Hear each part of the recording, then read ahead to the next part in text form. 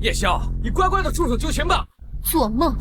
你们拐卖人口、贩卖毒品，早就该死了。现在跟着我，一起下地狱吧！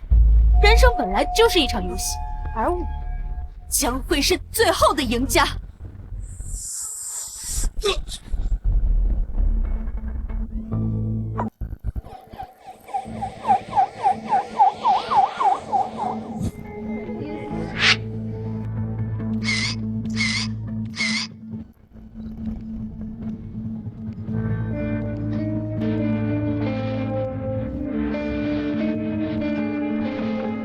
段队，死者系新风厂普通职工孙秀芳，56岁，单身独居，有个女儿，上大3。段队，初步判断，死者身中3刀，分别位于腹部、左肩、背部，背部刀伤垂直刺入心脏，为致命伤。凶手手法专业，死亡时间大约10点到11点。生活不易，10岁卖艺。谢君瑶又在玩游戏。你作业写完了吗？你就玩游戏了？写完了呀。爸爸，你怎么突然回来了？你不是说今天晚上你要加班吗？你刚才没听到什么声音？没有啊。爸爸，外面是出什么事情了？隔壁孙阿姨出事了，凶杀案。孙姨凶杀案。小倩，你人呢？段队，我马上回来。晚上哪也不许去，不准出门，我要加班，任何人敲门都不准开。听见了吧？上世我姑既然有重来一次的机会，那我一定要当个好人。瑶瑶，你醒了！我这是穿越了，爸爸，这份亲情真是让人享受呢。凶杀案，在我这个犯罪之王的眼前，一切都将无所遁形。爸爸，我帮你啊！你个小丫头片子能帮我什么忙？乖乖在家写作业。对了，家里的电器不准乱拆了。你上次把收音机拆了还没装回去。段队，1个小时内出现在工厂办公楼附近的全都在这里。这大冬天的，怎么就这儿透着一股子寒气？能不冷吗？那孙秀芳死的，穿着白裙子，4楼都是绿人，阴气太重了。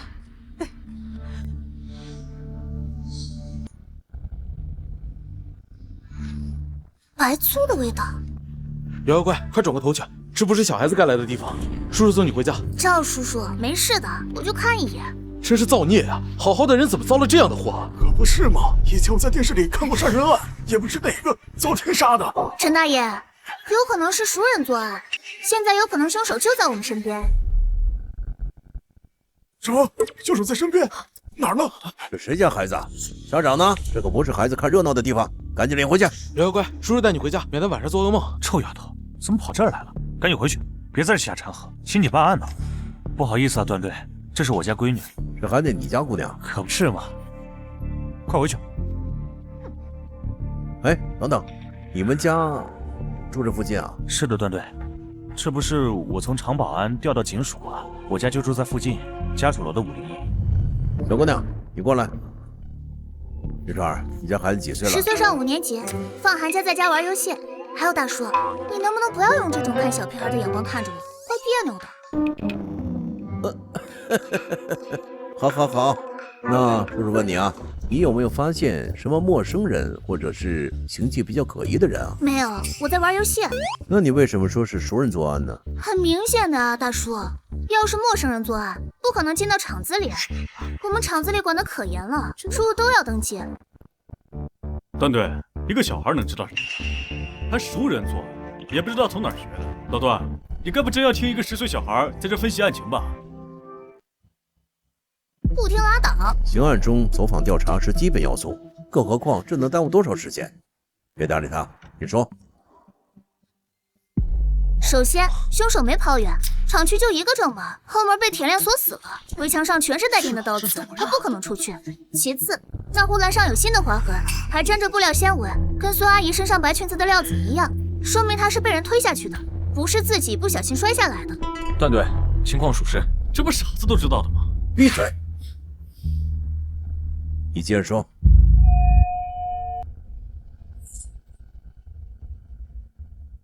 孙一手腕有勒痕，坠楼前被人绑过，背后的刀伤看位置和伤口程度，应该是刀扎破了心脏。按理说，现场应该会有血液喷溅的痕迹。那你的意思是说，死者在坠楼之前就已经死了？不一定，也有可能是被逼着上的天台。那你在这说什么？这点东西是个警察都能看出来的东西，还要你在这说？谢立川，把你闺女带回去。石叔叔，你说错了。那你说我哪里错了？第一，孙阿姨前夫上个月就去外地打工了。我昨天还听她跟我大妈说，前夫寄了500块钱抚养费，她不可能跟他吵架。第二，刀伤的位置以及长度判断，坠楼不过就是为了掩盖坠楼前已死亡的事实。第三，最关键的是坠楼角度。坠楼角度？从天台到地面，正常摔下来应该是头朝下，而孙阿姨是面部朝下，而且距离办公室主体过远，说明是被人推的，受力方向不对。死者坠落姿态确实不符合自主坠落特征，面部着地的角度更像是外力推搡导致，故而可以得出结论：熟人以找孙阿姨有事为由，骗至行凶地点，随后绑架威胁，最后杀人，然后推下去，想伪装成意外坠楼。太厉害了这啊！你怎么知道这么多的刑侦知识啊？你爸教你的？我家书架上全部都是各种刑侦书籍，还有各种杀人案例、警方指导案例。咦呀，不愧是黎川的孩子啊！黎川，你先把孩子带回去，厂区晚上冷，别把孩子冻着啊。好的，段队。走。段队有发现。段队有发现。说，在孙秀芳身上发现体液痕迹，但未发现任何毛发组织及 DNA 残留。那还愣着干什么？赶紧去查死者社会关系，平时接触的人，尤其是有过纠纷或者亲近的人，逐一排查。是。小丫头片子，你笑什么？李川，赶紧把你孩子带回去，这里是凶案现场，别给他留下什么阴影。好的，石队。走。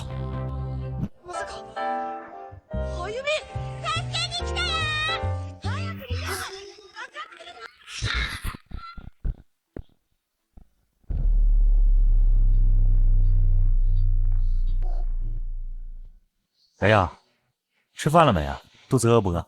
爸爸，肚肚早就饿了，一直等你回来呢。啊，装小孩真累。好，爸爸去给你做饭，你好好写作业。嗯。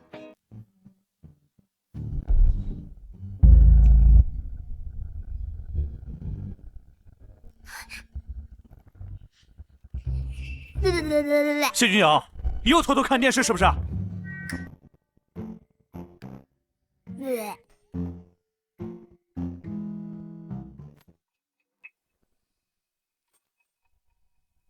都5天了，案子还没破，不就是厂区凶杀案吗？这么简单，还能拖这么多天？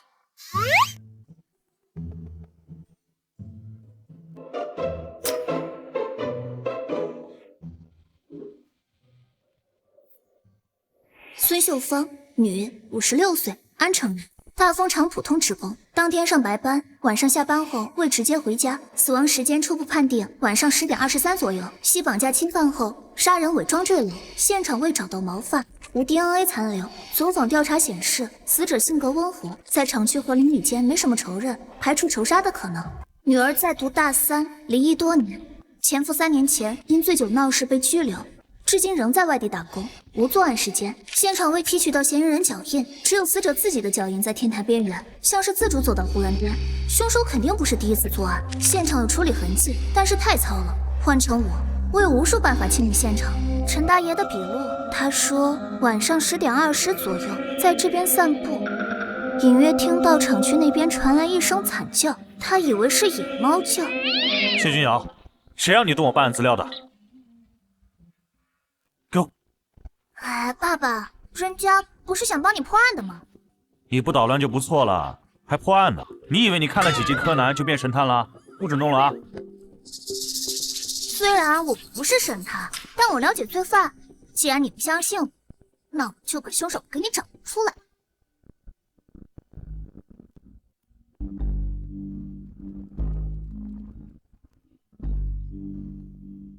12栋601。这电脑什么时候才能坏呀？仅仅是追踪数据都会崩溃，更别说大型编程了。12栋601，看来我猜的没错。好的，顿队，我马上回来参加排查任务。爸爸，我找到凶手了。瑶瑶，爸爸没时间陪你玩，等这个案子结束了，爸爸带你去游乐场玩，好不好？爸爸，我真的找到凶手了，这是我分析得出的结果。在这个案子中，你们都忽略了一个非常重要的线索。那你说说什么线索？既然是熟人作案，你们也调查了孙怡的社会关系，其中交际最多的也就是我们这栋，也就是12栋。12栋共计12户，除我们和孙怡外，还有10户。这10户中，1楼陈大爷和吴大妈没有作案能力，赵林叔叔是报案人，也不可能是凶手。既然如此，那就剩下8户。这8户中，其中符合条件。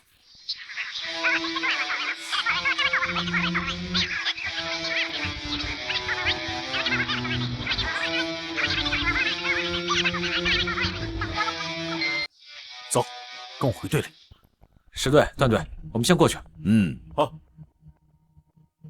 段队，小谢，你刚才说发现了重大线索，你说说看。段队，我家闺女说，小谢，你这不是胡闹吗？现在是破案的黄金时间，你在这瞎胡闹什么呀？你闺女能知道什么呀？她应该在家里边写作业，而不是浪费我们的时间在这听个小屁孩分析案情。是啊，小谢，虽然你闺女在案发现场分析的很有道理，但她说的这些大家都知道，你还是先回去让她写作业吧。啊！你们要是能破案，也不会拖那么多天了。秦立川，看看你教的好闺女。段队，分析会马上要开了，你走不走？走。2位叔叔，我知道凶手是谁哦，你们确定不听吗？听你一个小屁孩在这分析案情，你真以为自己能破案了？石队，我家闺女分析的实在愚蠢，听听吧。谢立川，你是刑警，不是保姆。你要这么愿意陪女儿过家家，那这样，这个案子你就别参与了。陈大爷的口供和痕迹时序存在先后逻辑问题。痕迹时序，这是上个月刑侦之虎面对系统内的讲座上提及的新概念呢。他一个小孩怎么会知道？是对，要不然你先去开分析会吧，我留下来听一听。队长，去吧。瑶瑶，你接着说。队长，这分析会你要是不去，这也没办法开啊。那这我也留下来，听他到底要说什么。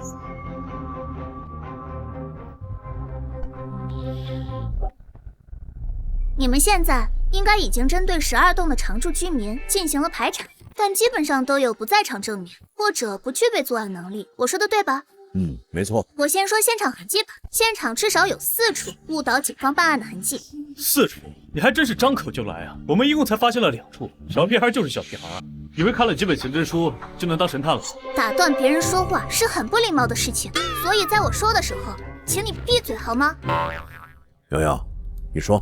第一，孙怡后背刀伤是直锤扎进心脏，手法这么专业，凶手是不是以前伤过人，或者专门学过用刀？第二，现场连凶手的毛发、脚印都没留，清理的这么干净，偏偏留孙怡自己上天台的脚印，是不是故意误导咱们？第三，孙怡指甲里有1楼的泥垢，说明在1楼被控制了。那带他去天台时，楼道怎么没有拖拽痕迹？是早清了，还是走了别的路？第四，冬天血凝固快，就算凶手清理过，角落也该有点残留吧？而现场一点喷溅血迹都没找到，凶手用了什么特别办法？刑事案件中，尤其是一刀刺进心脏后拔刀出来，必定会伴随着血液喷溅现象。可奇怪的是，现场没有喷溅血迹，由此说明凶手是个老手，清理了血液喷溅。但罗米诺测试一定骗不了人。你的意思是说，凶手杀完人之后没有第一时间逃离，反而是清理了现场，并且精心准备了误导警方的细节？那你怎么解释侵犯？这就需要你们补充侦查了。瑶瑶，你是不是心里已经有犯罪嫌疑人了601李文章，我真是疯！听你一个小屁孩在这一本正经的分析案情。李文章那天晚上在上晚班，而且有工友提供的不在场证据，我们已经将他的嫌疑排除了。不在场证据是真的，但他是凶手也是真的。案发当晚，我在门口的时候，明确的看见李文章在门口。12月21日夜里10点到11点之间，李文章约孙秀芳在工厂办公楼天台谈事。这事儿肯定是不方便说，否则也不会在天台谈了。出于某些原因，李文章可能是自己准备的，或者剪的绳子绑了孙怡，带到天台威胁，从而侵犯。或许是不堪受辱，孙怡反抗，激怒李文章，最后杀了孙怡。楼道里的拖拽痕迹，要么是凶手清理的干净，要么是孙怡怕被伤害，只能乖乖跟着上楼，符合熟人作案的逻辑。接下来我要对凶手进行犯罪心理画像，你们做好记录。凶手大概在170到175之间，体重60公斤左右，身材消瘦，力气很大，应该是从事体力活动，单身或婚姻状态不理想，年龄在50到58之间。那你不如直接说凶手就是李文章了。你这心理犯罪画像就差报李文章的身份证号。我本来说的李文章就是凶手啊。但你解释解释，你这画像的原因。如果我的推断没错，那孙怡的致命伤部位一定是斜刺。也就是说，凶手反手握刀，刀锋一定是朝上的。这一点，尸检报告可以明确。我让催一下。喂，尸检报告和卢米诺反应测试都多少天了？赶紧让他们交上来。瑶瑶，你接着说。孙怡身高168左右，只有比她高的人才有可能自上而下刺入。档案中的致死伤图片很清楚，也是推断来源。案发现场不可能在1楼，因为办公室晚上还有人加班，所以只能是在4楼。反推可以确认，2人发生冲突，矛盾激化，最后暴起杀人，一刀刺中孙怡心脏。合理。心脏被刺伤，身体会发生即刻生理反应，随之而来的就是陷入意识模糊。由于心脏供血功能的丧失，会造成循环崩溃，陷入休克状态，不出10秒就感知不到脉搏了。这种状态下不存在很轻松就能搬起来的情况，而我受的力气很大，从事体力活的原因也就在这里。天台边缘是有围墙的，12栋符合条件的只有李文章。刑案是需要证据，不是你在这说2句我们就能抓人的。安了，我都安排好了。林厂长，什么？我让你查的。李文章21号晚10点10分接了一个电话就出去了。好的好的，感谢你提供的重要线索。臭丫头，背着我查案。段队，大风厂刘厂长确认，21日晚10点10分到11点，李文章不在工作岗位，不在场证据作假，而且李文章是炼钢车间的工人，同时也是炼钢车间的班长。炼钢车间距离案发现场只有3分钟路程。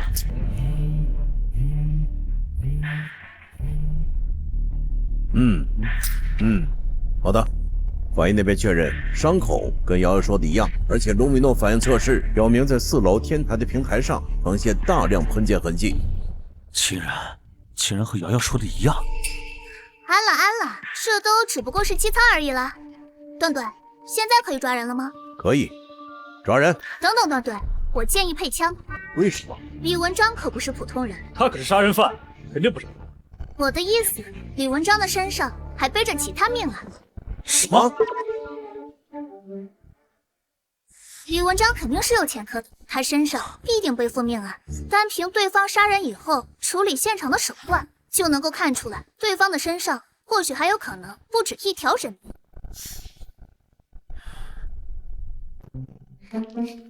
少吃点。爸爸，不行，你说完了我再给你。可这也不能说明他身上有其他命案，你太小了。正常人在第1次杀人后，必定陷入恐慌、害怕当中，甚至有些人会有呕吐的生理性反应。可李文章没有，他还能淡定地清理现场。因为刺中心脏导致鲜血喷溅，李文章不得不回去处理身上的血迹。这也是我为什么在案发现场闻到白醋味的原因。水和白醋1:2的比例，浸泡血渍后清洗，能够有效地清洗血渍。保安队长赵林在附近巡逻的时候，听到这声惨叫，立马上来查看情况，发现办公楼下的死者，立马报警。而这个时间中，李文章正在清洗血渍，没时间逃离。等他想返回炼钢厂的时候，你们来了，封锁了附近区域，根本出不去，所以才能够看见应该上班时间的李文章在现场附近。以上大概就是李文章行凶过程。只有李文章和孙秀芳往日无怨，近日无仇，关系平平，为什么会大晚上约受害者在办公楼见面？需要你们补充侦查。但他为什么不跑？亏你还是刑侦副总队长，你脑子让狗吃了。他要是跑了，不就坐实他是凶手了？没错，最重要的是激情杀人，配合积极自首交代，并且主动交代案发过程，并且在狱中还能减刑，假定他是凶手，肯定知道这一点。那为什么他不自首呢？所以我怀疑他以前有可能杀过人。李文章约孙秀芳于工厂办公室谈事，产生口角，遂绑架威胁，后侵犯孙秀芳，因反抗激怒李文章，3刀杀了孙秀芳，推下楼，伪装致命伤。李文章清理掉了现场自己的痕迹，因逃犯心理怕被人发现，所以赶紧回去清理因血液喷溅的血迹。后，厂区保安队长赵林报警。警察吧，我发现死人了！快来！李文章单身，身高174，平日里不爱说话，一副老实人的样子，但往往这种人最容易骗人了，所以断说实说，还不抓人，等什么？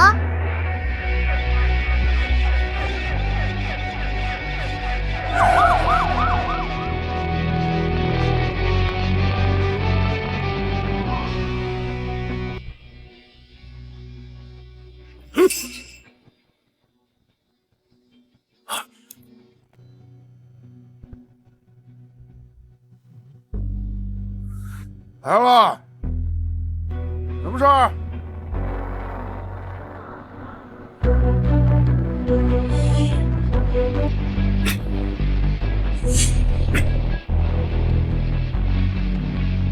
来了。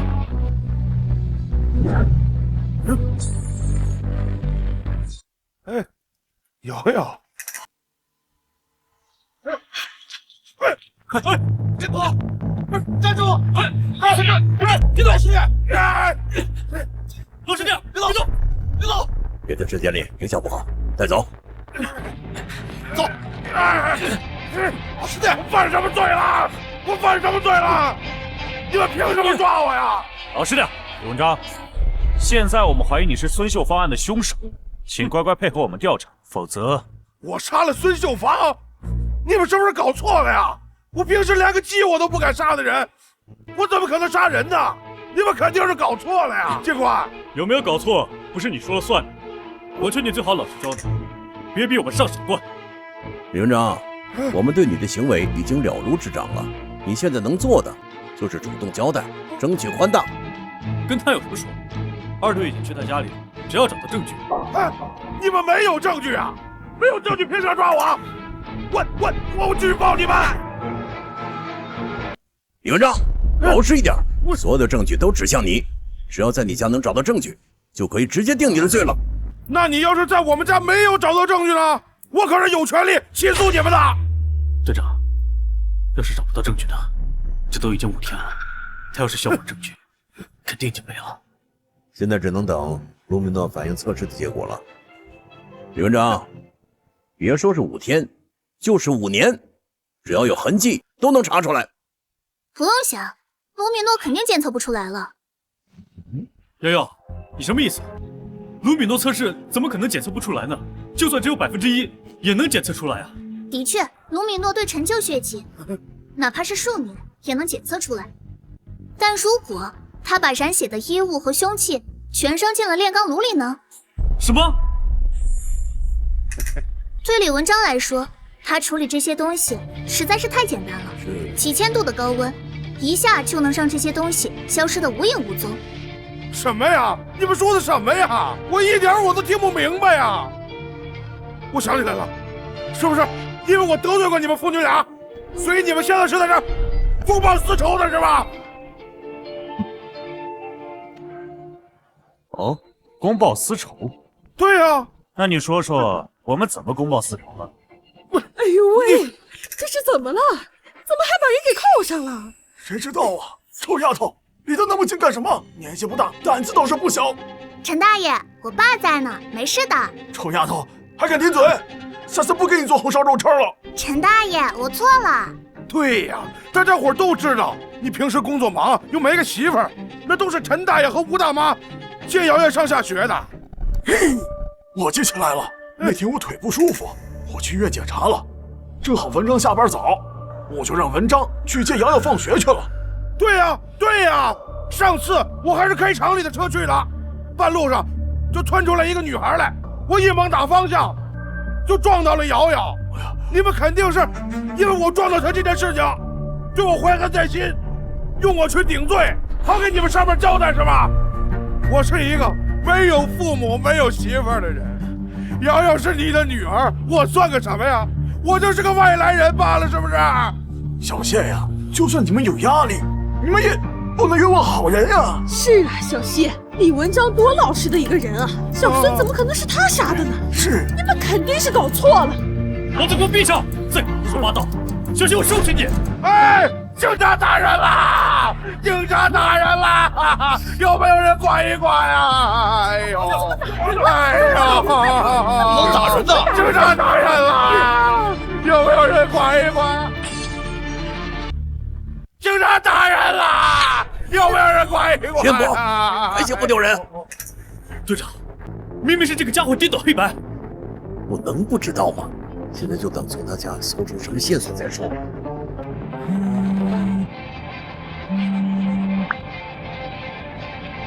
好，我知道了，把人带走。啊！冤枉啊！哎呀，冤枉啊！大家快来看，咱们警察无能过不了岸！哎，吵什么吵？老林，你怎么来了？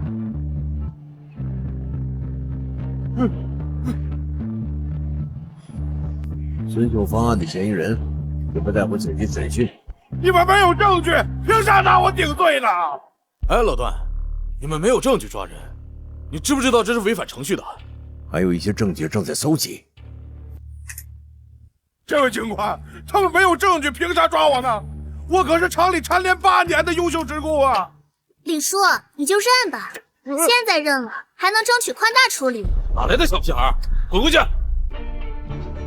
老林啊，这是我们一组的案子，段队盯着，没你们二组什么事，该回，明白啊？我添乱！你看看你手底下这一个个歪瓜裂枣，还一个走后门的进入总队的，证据都没有就抓人，你们能破什么案子？你什么意思？这个案子本来就是应该给我们二组。青天大老爷，你赶紧帮我评评理啊！你得为我做主啊！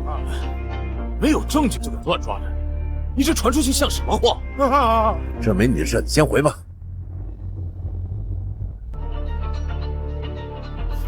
大家看见没有？人家那名警官，人家都能看出问题了，还不真是铁了心了的陷害我呀！你们赶紧去通知电视台呀！吵什么？谁冤枉你了？李叔，你就承认吧。现在承认了，还能判个缓刑。我没有罪，我承认什么呀？我知道了。你他妈又知道什么了？你们就是没有证据，就是给我屈打成招。你们就是为了报复，我差点把谢君瑶撞死。你们这蝇营狗苟的都是站在谢君瑶那边，你们都是一伙的，这就是对我的报复。不见棺材不落泪。谁说没有证据了？你这变戏法呢？用哪来的证据啊？现场都亲眼看见了，怎么可能还有证据？凶器、衣服，我全都扔进炼钢炉了，就算是卢米诺也检测不出来。洛卡尔物质交换定律说过，嫌疑人只要实施犯罪行为，要么带走什么，要么留下什么。就是说，哪怕你毁了凶器和沾染血迹的衣物，你身上同样会遗留痕迹。谢君瑶，你什么意思啊？瑶瑶，我真不是有意撞，况且你现在不是也没有什么事儿吗？你怎么能够帮着这一群警察来陷害我呢？你想一想，我原来对你多好呢，难道你的良心真的被狗给吃了吗？我陷害你，行，既然你不要宽大处理的机会，那我就让你死心。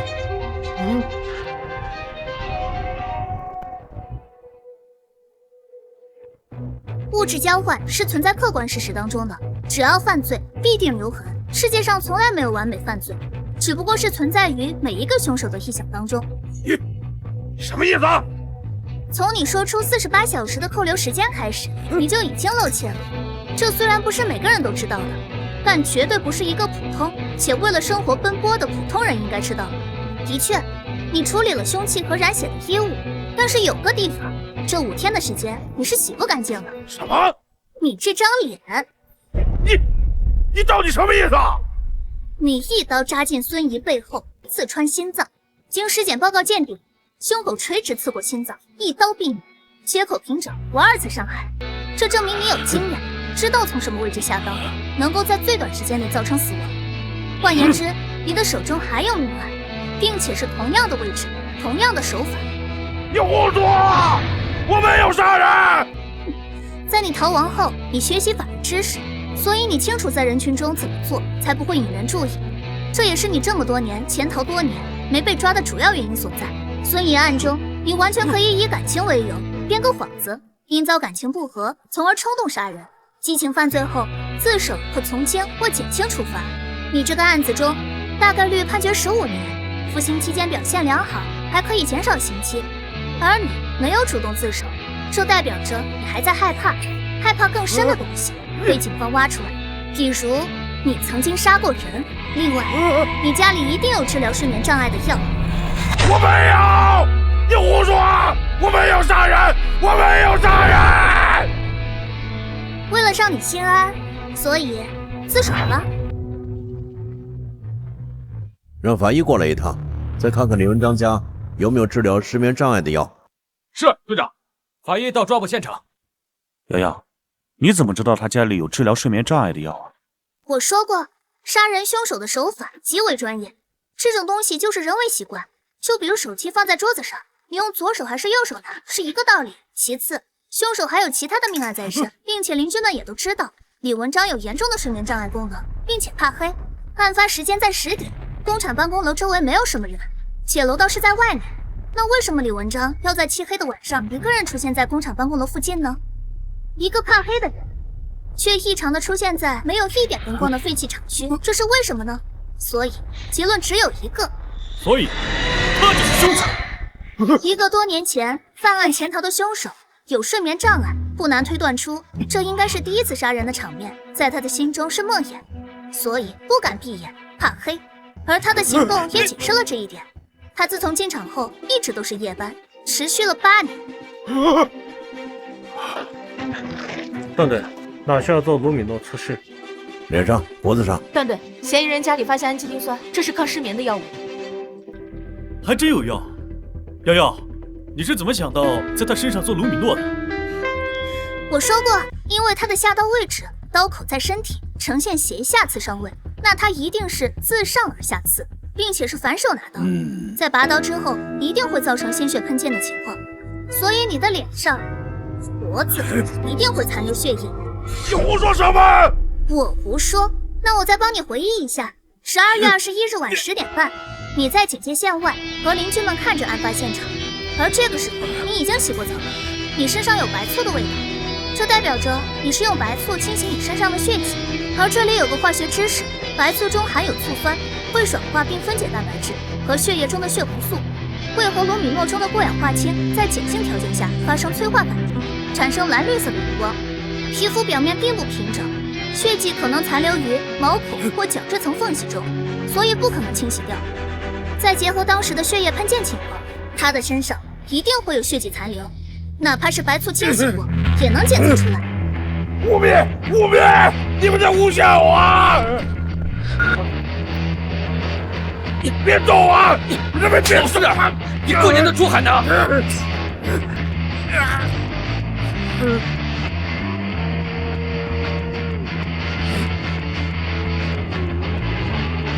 反应测试成功了。段队，有反应，有反应！真有反应了！真的是他杀的！没想到看着老老实实的小李，竟然会杀人。表面上是个老实，其实啊是个畜生。谁说不是？谁能想到抬头不见低头见的人是个杀人犯呢？人是我杀的，这回你满意了吗？带走。走。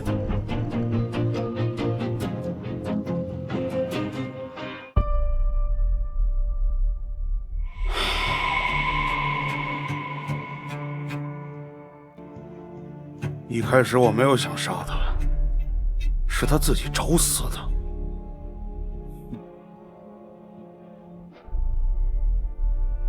事情是这样的，老张，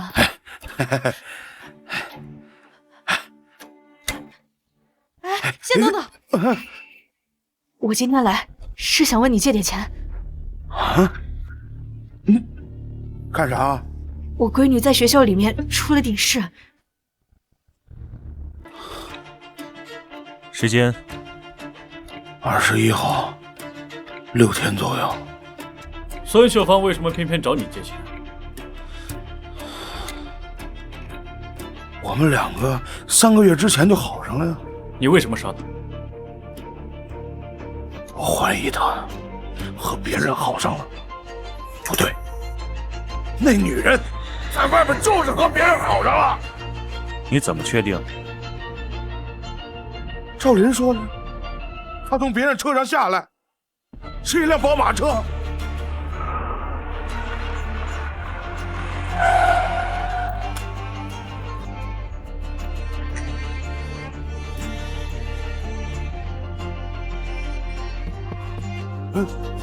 李哥，我看到孙秀芳从宝马车上下来，那车子我没见过，不是咱们厂里的。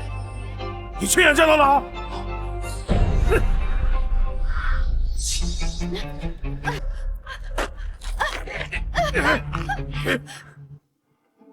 是不是外边有人了？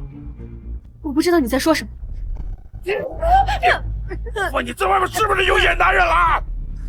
对，我就是有野男人。怎么了？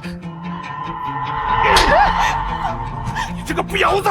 我都跟你说了，我闺女出事了，让你给我去借点钱。你呢？不借钱还骂我，我怎么就不能找男人了？他们能给我钱，你能吗？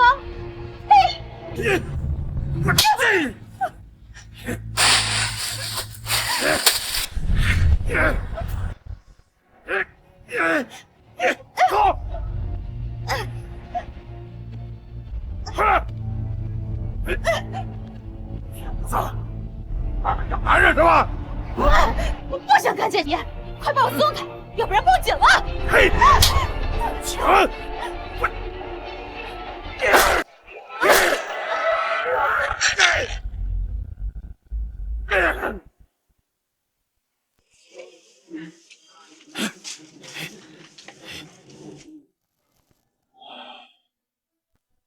在杀人之后，你把孙秀芳扔了下去，然后清理了脚步，对吗？是。确认无误后，按手印就行。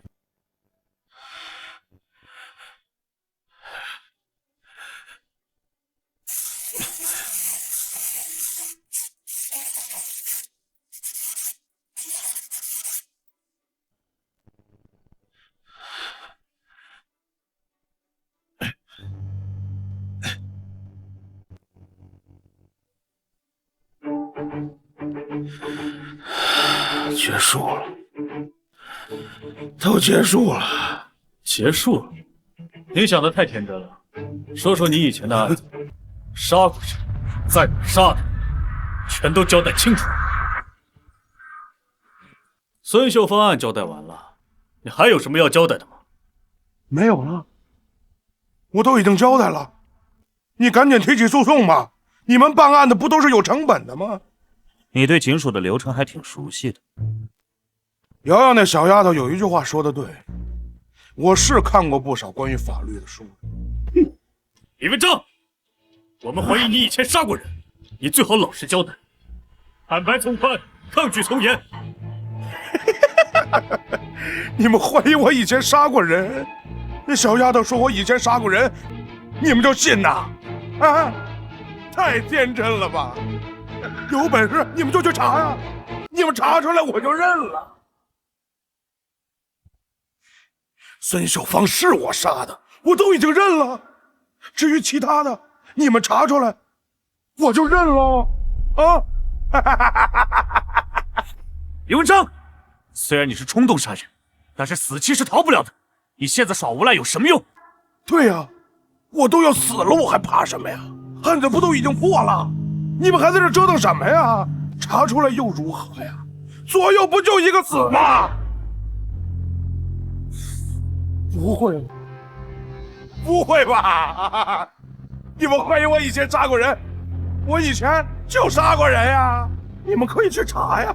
等你们在查出来之前，我还可以多活些10日嘛！啊！瑶瑶，你说他杀过人，有几分把握？10分，我去审吧。哎，这小屁孩怎么在这？哎，这小屁孩怎么在这儿？署长，那天就这个小屁孩在现场走来走去，破坏现场痕迹的。署长，伯伯好。老大，这个小姑娘是啊，署长，她是黎川的亲闺女，他们家的情况你也了解。哦，我想起来了，这谢黎川的父母是因公殉职，他的爱人在缉毒一线。唉，现在只剩下这父女2人了。这小谢的工作也忙，这孩子呀，也确实是没人照顾。但是纪律它就是纪律，就是办案区，唉，不是孩子该待的地方啊。署长，这次最大的功臣就是署长。署长好。哦，已经交代了，那就送检吧。我和检方对接，尽快的提出公诉。署长，还不能送检。哦，说说。无论从案发现场还有尸检报告上，都能证明李文章是个老手，所以我们怀疑他身上还背着命案。案中案，线索呢？目前嫌疑人反抗情绪比较强烈啊，而且叫嚣，只要我们能查到他就认。那就赶快的查呀，还等什么？但是现在嫌疑人情绪比较激动，尤其是我们提到他过往命案的时候，而且目前还没有证据。还没有证据？署长伯伯，交给我来审，我保证今天就能结案。交给我来审，我保证今天就能结案。你呀，胡闹，简直就是胡闹！他一个小屁孩说他杀过人，你就信呐？老段啊，你也是个老刑警了，咱们署里近期要提一位副署长，你可不要犯错误啊！署长，这个我知道，但是孙秀芳案之所以能顺利破获，多亏了瑶瑶，她是个天才，刑侦天才。神童啊！所以在没有线索也没有证据，他说你就信？原本我们对瑶瑶的话有所怀疑，但在本案的侦办过程中，我们发现犯罪嫌疑人有极高的反侦查意识以及过人的心理素质，他不像一个初犯。不是石彦博，现在连证据都没有，怎么查？就一直拖着，一直关着嫌疑人吗？上面让我们限期破案，这个案子既然已经破了，署长，要不然这样，孙秀芳案先上报，至于嫌疑人过去有没有犯案，我们还想再查一查。怎么查啊？哎呀，你这个报告该怎么写啊？哦，就写一个10岁的孩子怀疑他杀了人，你们信了？还审不审啊？还审不审啊？还审？保持安静！还审不审啊？我困了啊，我要去睡觉了。再不审你就送我去睡觉。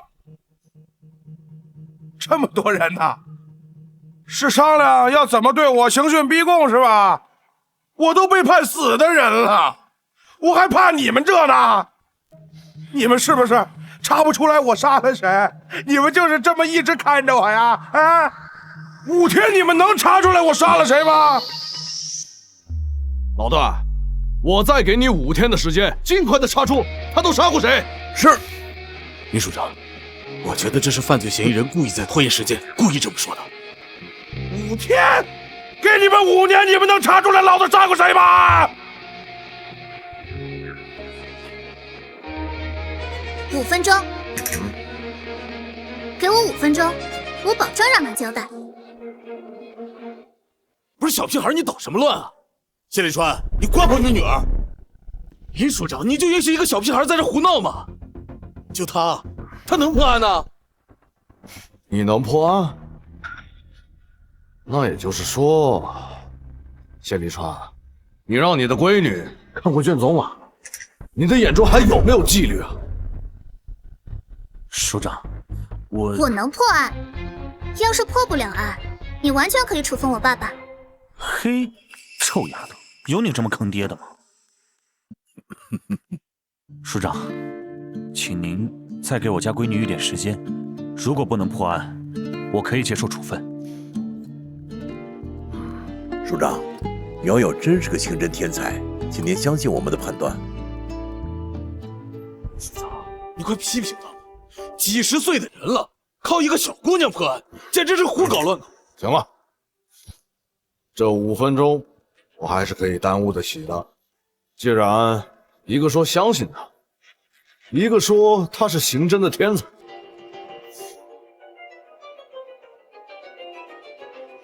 我就只给你5分钟。好，就5分钟。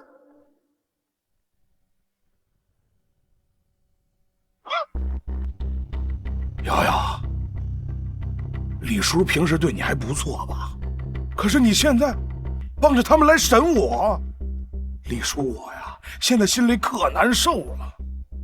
你说你一个10岁的小姑娘，你懂什么是刑侦吗？听话，让你爸爸带你回家买娃娃玩啊！11到13年前，男方入室杀人，且目前未侦破，被害人为女性，挂为悬案，并且现场留下过大量指纹，但依旧找不到嫌疑人的，恐怕没几个。要是直接告诉你，你肯定不服气，所以我让你心服口服，我让你死个明白。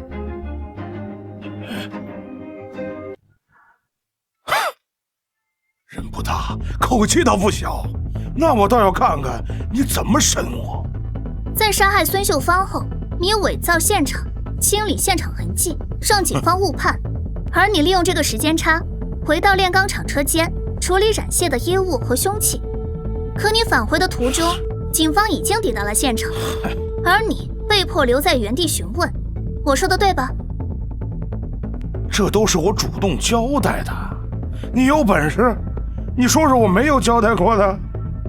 我要说的是，一个普通人杀人之后，绝不会如你这般冷静，不仅知道清理现场痕迹，还十分冷静地回家清理血迹，处理凶器，然后再装作什么事情都没有发生一样，慢悠悠地从车间走过来。要么你就是个疯子，可这一点在多年生活中从来没有表现出来过，那也就只剩下另一种可能，杀过头。哎呦，你说我杀过，我就杀过呀。你搬来10年，这10年间基本无交集，除我们这栋楼外，最多的便是炼钢车间的夜班班组。而警方经过走访调查确认，你没有任何额外人际关系，十分符合犯罪后潜逃特征。这都是你胡乱猜测的。你知道你最大的破绽是什么吗？你清理现场，你做了那么多自以为天衣无缝的伪装，那么为什么没有逃走呢？所以我想到一个答案，你不想放弃现在的安稳生活。而站在罪犯的角度下，用犯罪心理学去剖析一个罪犯，我得出2个答案。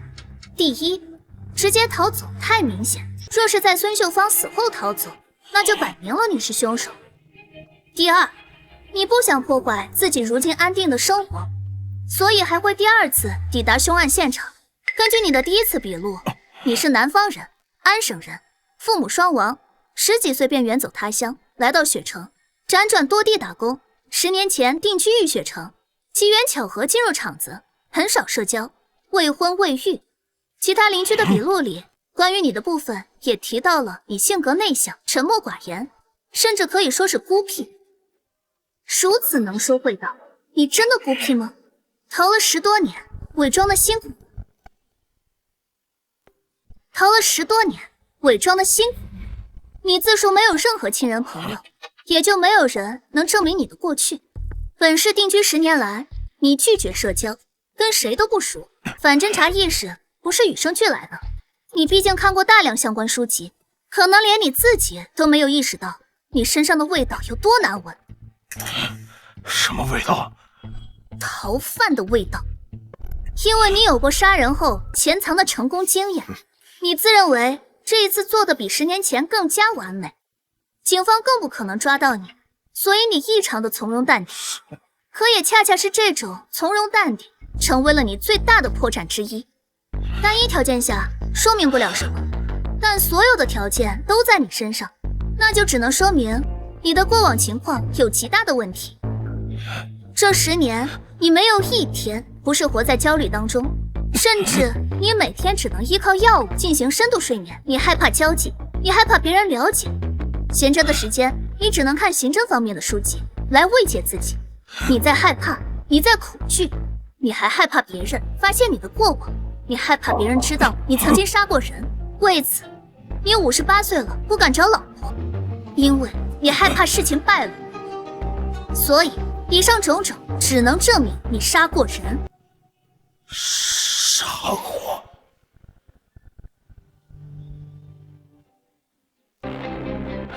可又能怎样？你有证据吗？你知道我在哪里杀的人？我都杀了哪些人？我的杀人方式是什么？你有证据吗？你没有。你能拿我咋样吗？对我个人而言，你这个人以及你的行为就是最大的线索。时间不多了，那我直接总结吧。第一，你曾经是一个小偷，做过入室盗窃。不好意思啊，瑶瑶，我打断一下，你是怎么做出判断的？啊，要写报告。因为孙秀芳被害现场的痕迹处理是专业的，一个入室盗窃惯偷会很清楚，若是留下了线索，那么警方一定会根据线索抓到他。他也是在这个时候练就的反侦查本事。你十分清楚如何处理现场痕迹，在你杀了孙秀芳后，利用来人的时间差洗了澡消了脏，并且你还有不在场证据，这只能说明你是专业的，并且对警方的手段十分了解。你清理现场扰乱警方视线，却恰恰暴露出你有经验，知道警方会如何查案。第二，李文章自称来自南方3省之一的安省，10几岁离家，距今40年。你说谎了。如果你真是10几岁离家，那你的口音早就变了。可你现在在某些下意识瞬间，依旧会暴露你的口音。李叔，瑶瑶，啥的事啊？咋了？南方3省以安省口音最重，也最容易识别。如果我没有猜错，你应该是安省宁川人。第三，既然你乡音难改，也就说明你离家不久，所以我可以断定你第一次杀人后才开始逃离家乡，而在此之前你一直都在你老家明川。第四，你身高175，那么你杀害的人一定是比你矮的。你是入室盗窃，如果这家有男主人还想要杀人，那一定是不现实的，所以我更倾向于被害者是女性。第五，人是有行为惯性的，你杀害孙怡后没有任何慌乱，反而淡定从容地清理现场所遗留痕迹，甚至你为了不让警方怀疑你还侵犯了孙怡。实际上到这里已经可以确定你经历过类似的事件，也就是杀人。综上所述，时间11年到13年之前，地点安省宁川市，案件类型入室盗窃被屋主发现后怒而杀人，被害人大概率为女性。因李文章此前嚣张态度，声称5年也破不了案，可判断现场应该没有留下 DNA、指纹等直接性证据，所以他才如此自信。爸爸，符合以上所有特征的案件找到了吗？输入一下。哦，有几个相似的案例，如果把 DNA、指纹等直接性线索等条件去掉，只有一个：12年前，安省宁川市909灭门惨案，被害人是2名成年女性，还有2名婴儿。你们没有证据，你们没有证据，你们都只是在推理，推理有什么用啊？真的没有吗？真的没有吗？没有，你们没有。老实点，别乱动，坐好。你们没有任何证据能把我和宁川的案件联系在一起，这是赤裸裸的诬陷我！坐好了。真的没有证据吗？若是真没有证据，你在害怕什么？你在激动什么？李文章，你已经开始激动了，这就证明我说的是对的。你害怕是害怕他们一家的惨状，还是害怕他们来找你索命啊？一件影响恶劣、轰动全省的灭门惨案，所投入的资源绝对不是你能够想象到的，涉及成百上千人的调查，错综复杂的关系网等等，你真的以为查不出来吗？可能是因为你是随机作案，根本就没有什么能够直接证明你在现场的证据，所以才会耽误这么久。而警方也没有把你列入嫌疑的名单，因为从明面上来看，你和被害者没有丝毫关系。而现在，我们已经将你与909案联系到一起，你逃不掉。处长，我提议马上向宁川警方申请调取909案的全部档案资料，同时请他们派遣当年调查此案的老刑警来咱们这协助办案。我同意，文件可以之后再。现在马上给宁川警方打电话。是。段叔，等等，宁川警方就算今天出发，最早也在3、4天才能抵达。无论你交代不交代，909案必破，你扛着也没有意义，大家都很累，不如简单点。现在我只需要你回答我，909案是你做的吧？909案是你做的吧？给我老实交代，不是你做的，你刚才激动什么？快说。李文章，你的抵抗只会显得你更加可笑。其实你很清楚，就算没有我，你依旧跑不了。现在的侦破技术不是10几年前能比的，警方只需要深入调查，就能发现你的特殊之处。署长，我觉得这种人啊，就是典型的不见棺材不落泪。这样，你交给我，我保证在宁川警方到达之前，让他主动说出犯罪过程。哟，侦查现场的时候你不在，抓捕的现场你跳出来说我们没证据，现在审得差不多了，就想过来接手了？你一个小屁孩都能审，我堂堂重案2组组长不能审吗？小屁孩，你懂刑侦吗？不好意思啊，亲，就算是要审，那应该是我爸爸审。这件案子跟你有半毛钱关系吗？李文章这种人不是你爸爸能审明白的，知道吗？啊，对，副总队长和总队长都没你本事大，只有您林组长才能让李文章开口。不是你要是真有本事，你让他开口，要不然别影响我们警署办案。爸爸，你一定能让李文章开口，我说的对吧？啊，我？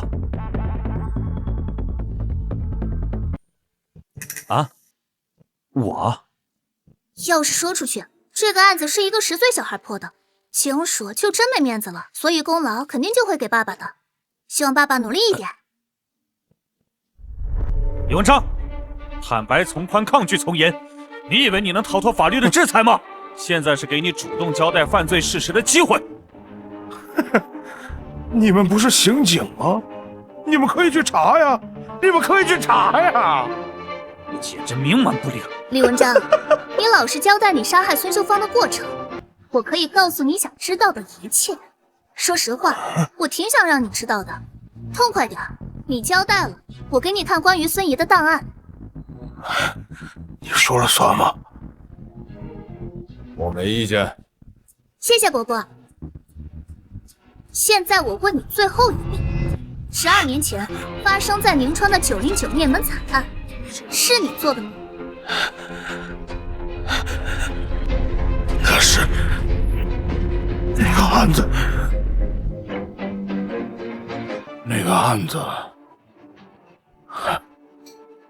没错，是我干的。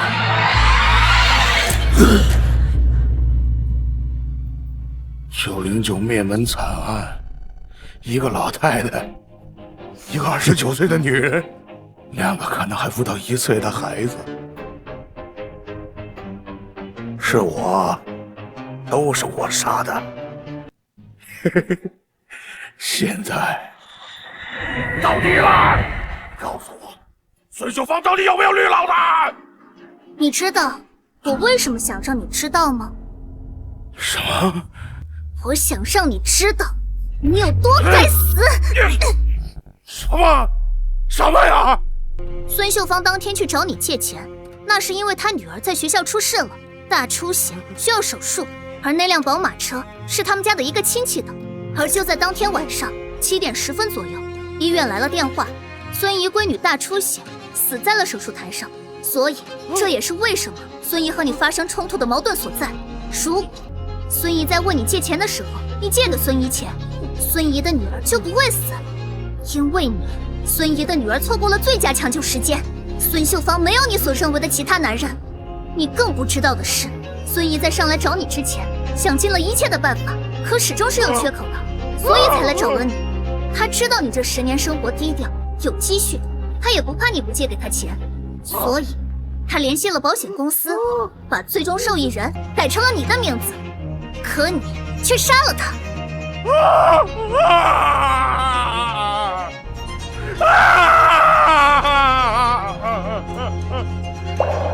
继909灭门惨案，你的手上又添了一笔血债。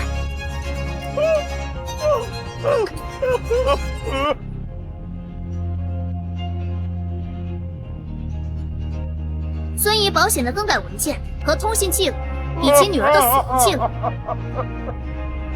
不过在此之前，你还是先交代909案吧。大人，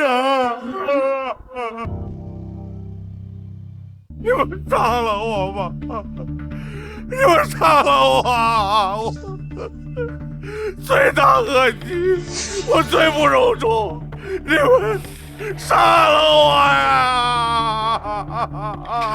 杀了我！你们杀了我！杀了我！你要做的是老老实实的交代案情。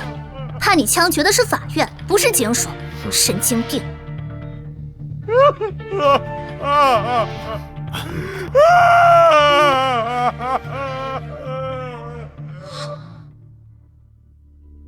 姓名？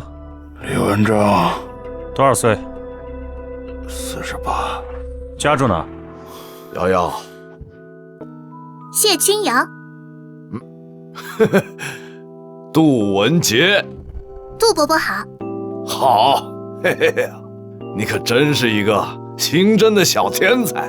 瑶瑶，杜伯伯手里头刚好有一个刑侦学院的推荐名额，你有没有兴趣啊？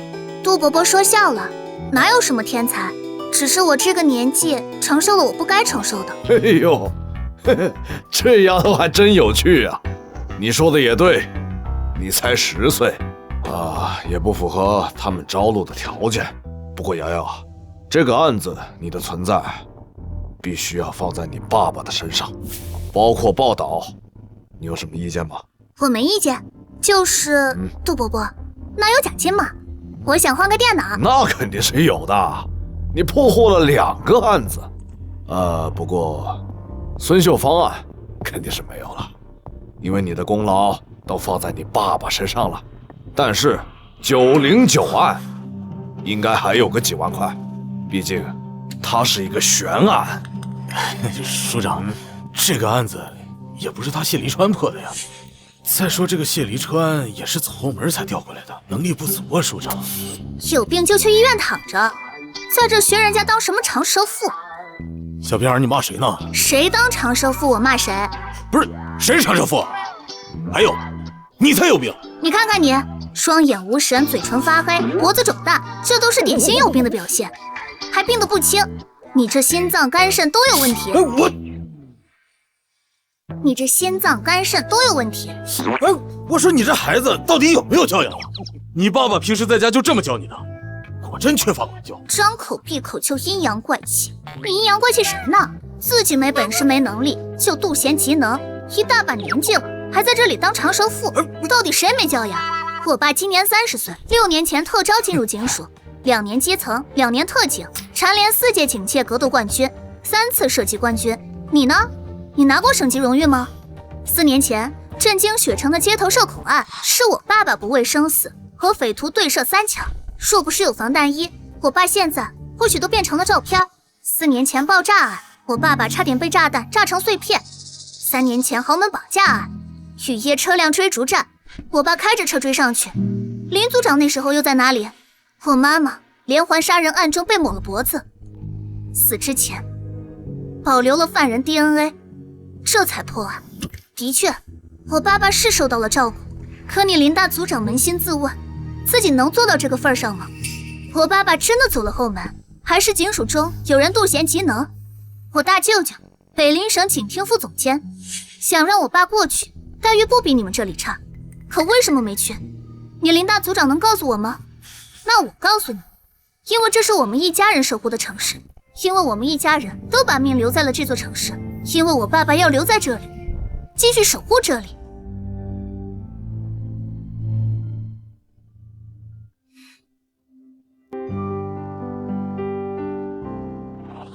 说的好像谁没负过伤一样。来，你看看在座的每一位民警，哪一个不是冲锋在前？哪一个没负过伤？来，你看我这里。哎，行了行了，这是负伤的事儿吗？我爸几次破格提拔，不是立功就是拼命。你说谁走后门呢？那行，现在领导不是在吗？你说是谁给我爸开的后门？现在领导不是在呢吗？你说是谁给我爸开的后门？不是，我也是听说。老林啊，你也是警署的老人了，怎么这点事你看不透啊？啊，听风就是雨，怎么还跟一个10岁的孩子吵上了？嘉奖的事就这么定了，说什么都没用。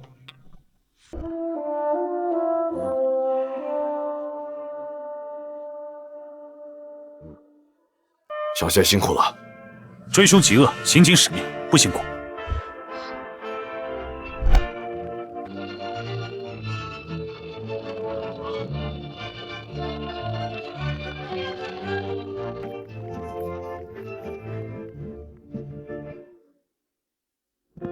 爸爸，你回来啦？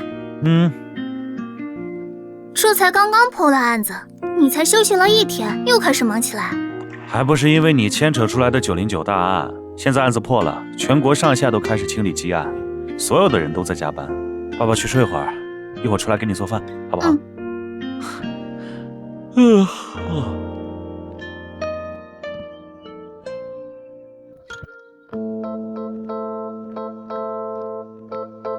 爸爸，你醒了？哎呀，爸爸睡着了。哎呀，不好意思啊，瑶瑶，让爸爸好好稀罕稀罕。我们家闺女什么时候变得这么聪明了啊？这算什么？我可是天才，杜伯伯亲自认证的。说你胖，你还喘上了？事实啊，小小案件，本天才车马，那还不是分分钟的事情。哟，我看你呀，是泡面吃多了，中毒了。臭丫头，你这么嚣张。好，那爸爸考考你，来，现在啊，你分分钟的把这个案子给我讲出来。把这个案子给我讲出来。去年1月的案子，大半年了，好家伙，档案这么厚，还没查出来。死者严福生，男，81岁，妻子很早离世，2个女儿都已经结婚，死者与2个女儿的关系很不好。老爷，去年1月13日晚10点左右，邻居朱凯去找严福生喝酒，发现严福生死在家里，而后报警，警察随后赶到现场。经法医现场勘查，严福生是坐在椅子上被鱼线割破大动脉而亡，死亡时间约是晚上9点10分左右。痕检与法医并未在现场提取到严福生外的其他证据，警方给出的结论是符合密室杀人的一切特征。经查，严福生所在的平原村在去年年初开始拆迁规划，因为是城中村，并且是重点改造项目，所以拆迁费都是按照最高标准来的。严福生家占地300平左右，总计拆迁款547万。因为这钱，关系不好的2个女儿都回来了，为的就是这笔拆迁款。村里人都知道他和2个女儿关系不好，根据朱凯的口述，死者的2个女儿就是为了这笔钱回来的，吵架次数更是多不胜数。我们经过了大量的走访调查以及询问，最终整理了20斤的口供出来，确认了3个嫌疑人。村长袁立辉因拆迁问题多次和严福生沟通，每次沟通必定吵架，几乎所有人的档案中都提到了这一点。拆迁公司冯群，拆迁初期严福生就是个钉子户，多次阻挠拆迁，和拆迁公司发生过肢体冲突。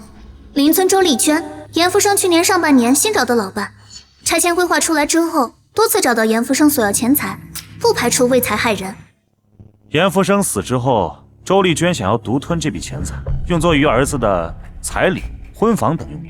可是严福生的2个女儿不同意，周丽娟一纸诉讼将2个女儿告上了法庭，败诉，有作案的动机。不过案发当时周丽娟正在上班，并且有记录，可也不是没有买凶杀人的可能。爸爸，你这3个嫌疑人怎么？调查方向全错了。哦，那你说说你有什么发现？暂时没有。那你说什么？准确的说也不是没有，主要是时间问题。从现在的情况来看，警署的分析没错，符合密室杀人特征。本身这种案件遗留的痕迹就少，更别说过去这么大半年了。真要说的话，我现在起码10几个怀疑对象。多少？10几个？对啊，你想啊，就你们列出来的3人外，2个女儿女婿，朱丽娟的儿子等等，全都是这笔钱的直接受益人，全都有动手的理由。你呀，说的有道理，不过什么？我就不该让你看卷宗。为什么？因为你和署里面分析的差不多。不过你能发现这么多，说明你在刑侦方面的确有天赋。刑侦不仅仅是刑侦，这里面还包含了很多的社会关系。要知道啊，我们上百人的专案小组，足足整理了4个月，才选出3个嫌疑人。最重要的是，这个案子我们是限期侦破，可哪怕是上百人的专案小组，花了上百万的办案经费，是一点进展都没有。这也是我们署里面当时报上去的悬案，毕竟是一点证据都没有啊。爸爸，你想告诉我并没有我想象中的那么厉害吗？哎呀，瑶瑶，爸爸不是在打击你，你在刑侦方面啊，的确有天赋。不过刑侦是需要系统性的学习的，我也希望有朝一日你能够成为警察，毕竟你妈妈的警号还等着你去继承呢。这个案子没有你想象的那么简单，这里面涉及的人还有关系啊，都是不固定的。爸爸，带我去警署吧。去警署干什么？这世界上从来就不存在完美犯罪，密室杀人也是一样的，要么带走什么，要么留下什么。警署的资料相对更全，我有信心3天之内破案。你呀，也不怕把牛皮吹破了？我们上百人的专案小组整理了大半年的时间，才选出3个嫌疑人。你的意思是，你比我们上百人的专案小组还要厉害？我可没有这么说啊，我只是比你们更加了解罪犯而已。这世界上没有人比我更懂犯罪心理学了。爸爸，只要给我更多的权限，我保证3天之内破案。哎呀，石队，你看看你，来买这么多东西干嘛？我来看看瑶瑶。瑶瑶，瑶瑶，瑶瑶，还生叔叔气呢。这次能这么快破了孙秀芳案，还多亏了你啊！你看，叔叔专门来跟你道歉的。瑶瑶，说话。瑶瑶，不能没礼貌啊。石队，我家闺女啊，被我惯坏了，不好意思啊。啊，没事没事，这件事啊是我做的不对，小天才有点小脾气也是应该的嘛。瑶瑶，你有什么想做的，你说出来，石叔一定满足你。我要去警署。啊？113案，这个案子难啊。这个案子或许不难，你们一定是遗漏了什么细节。当然，我相信专案组的能力，但人多了的情况下，就有可能遗漏细节。我心里已经有人选了，只不过需要佐证。给我3天。3天？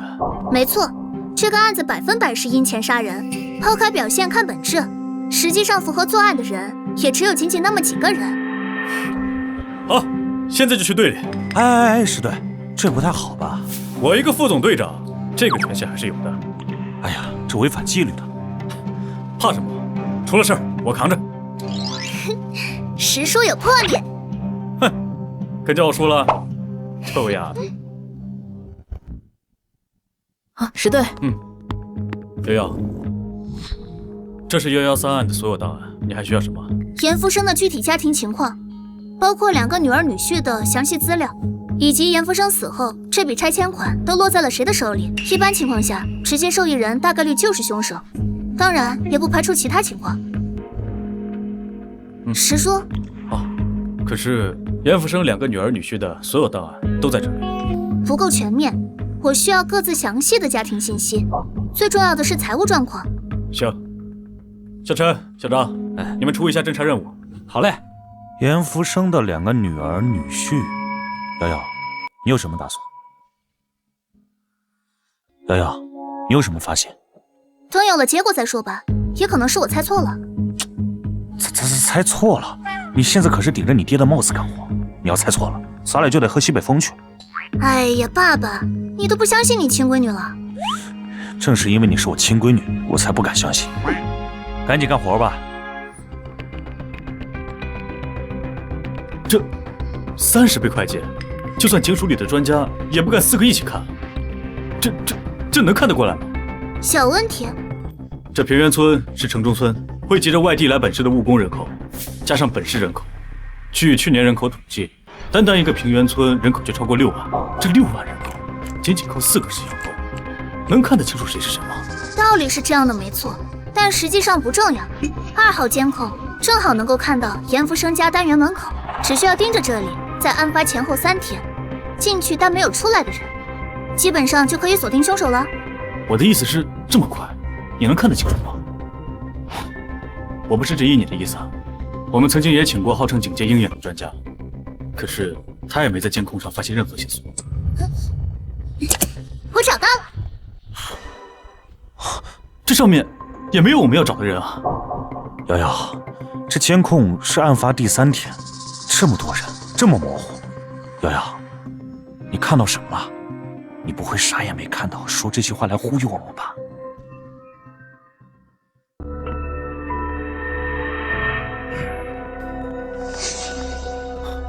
哟，老林啊，你们2组这么闲啊？看来工作不饱和呀。要不这个113案交给你们2组。哦，我想起来了，当初就是你们办的这个案子吧？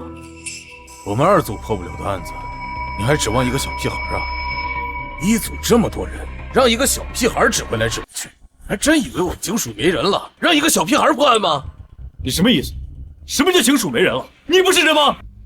石副队长，你让一个10岁的小屁孩破案，这难道不就是说我们警署没人破案了吗？你说话注意点啊！这事我跟段队汇报。汇报有什么用？113案是我主抓的，当初上百人的专案组都破不了的案，你让一个小屁孩来破，他一个小屁孩要是能破案，我把这桌子吃了。林耀华，我警告你，别在这给我咋咋呼呼的。我是刑警总队副队长，一个组长，你有什么资格质问我？拿身份压我？行，你行，我就不信没人能治得了你。我这就找吕辉去。哎，石队，刚才林组长说的吕辉是谁啊？他表兄弟，雪城现任副市长。耀华同志，坐。事情我都知道了，113案重启，你心里气不过，但是这也不能成为和石彦博同志吵架的理由啊！大家都是同事，抬头不见低头见，太难看了，不太好。署长，我不是因为这个重启113案调查我没意见，可是石彦博又把谢立川的闺女找来了，现在整个重案1组，还有他石彦博本人，被一个小姑娘指挥来指挥去，像话吗？谢君瑶，是。署长，这事儿你要是不管，我只能去找我表兄弟吕辉来。我知道了，这事我会处理的，你先去忙吧。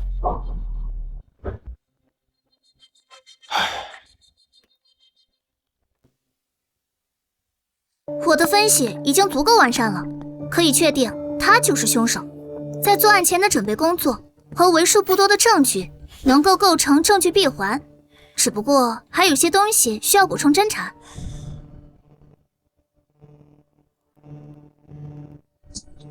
哼，上百人的重案组，外加一个重案2组，大半年都破不了的案子，让一个孩子一分析破了。哼，我早就看林耀华不爽了，这狗东西，除了拿他那个副市长表哥压人外，他还能干什么？废物！喂，处长，我正想向你汇报。马上来我办公室。是。林耀华这个臭小子又告状了，我得去解释一下。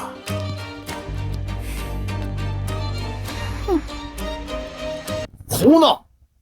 你简直是胡闹！113案在几个月之前就当悬案报上去了，现在你让瑶瑶那小丫头再破案，造成的影响，你这个总队长能承担得起吗？署长，事情不是你想的这个样子。那是几个意思？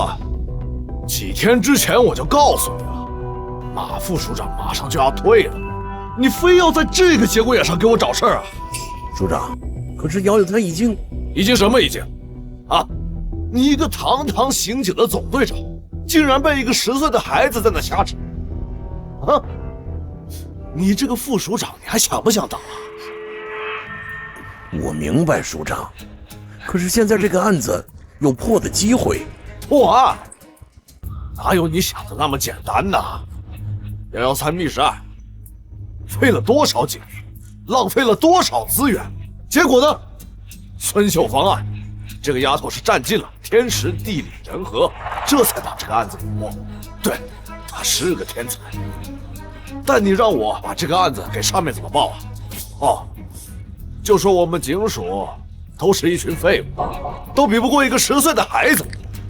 你不要脸，我还要脸呢。那个113案现在已经有了新线索，我们正准备深入调查呢。深入调查？已经锁定嫌疑人了？你赶紧说，这扭扭捏捏的像个大姑娘。经过瑶瑶的推理和分析，再加上监控的佐证，最后断定这个案子的定性就出现了问题，根本就不存在什么密室杀人。只是现在还确实没有发现证据，不过一组已经行动了，只要能找到证据，可以立刻抓人。你确定这个案子能破？我可告诉你，这个案子已经挂了悬案。如果在积案清理行动期间，这个案子破了，我明白，署长，至少有60%把握。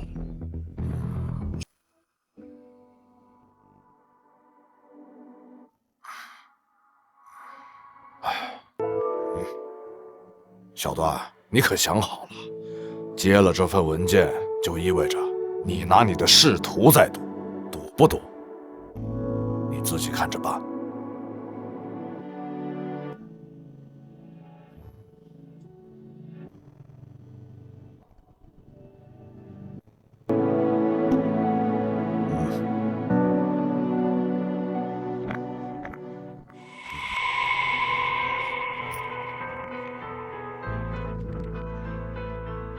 我需要严福生死后的拆迁款流向图，死者女儿女婿4人的资产变化，各自的财产情况，以及女儿女婿的社会关系。好。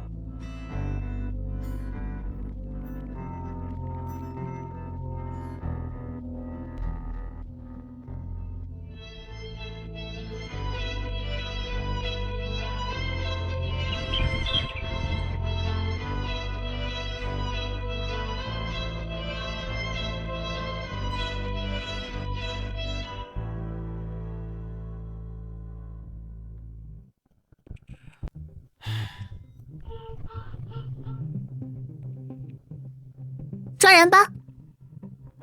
好，我是刑侦总队段乐安，现通知如下：外勤组盯紧嫌疑人，支援组随时准备。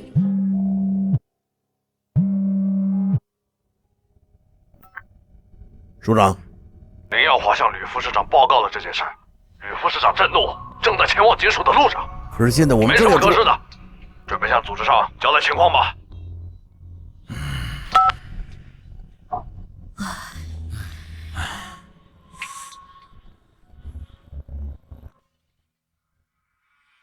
出事了。林耀华向吕副市长做了汇报，吕副市长马上就到，大家准备一下，向领导汇报工作。不是，林耀华这狗东西啊！上案子没让他参与，这113案是他自己没能力，现在倒好，这案子马上就要破了，这狗东西就开始摇人了是吗？师叔不着急，这不还有时间呢吗？咱们双管齐下。段叔，你来安排抓人，我来应付领导。你？你老糊涂了！刑侦工作怎么能让一个小孩参与？竟然还让他指挥，是你们的能力问题，还是你这个署长的责任？你们是纪律队伍，简直瞎胡闹！今天不给我解释清楚，你就准备脱衣服吧。市长，这事儿啊，它有点复杂。有多复杂？我管理上千万百姓，能有我复杂？我告诉你，今天这个事情不给我解释清楚，下次再来的就不是我，而是检查组。吕市长，全体都有，起立。市长好。杜文杰，你这是干什么？宣誓主权。杜文杰，你这是干什么？宣誓主权？怎么会呢？吕市长，您知道新风厂孙秀芳的情杀案吧？这个案子闹出了不小的社会影响，我当然知道。我实话跟您说吧，这个孙秀芳情杀案就是谢军摇破的，这丫头是个天才啊！而且现在的113案又有新的进展了。您看，您来都来了，要不然您先听听案情汇报吧。小段，你说说，到底怎么回事？你们刑侦总队没有人破案了吗？非要一个小孩来破案？报告市长，113案已经有了明确的指向性。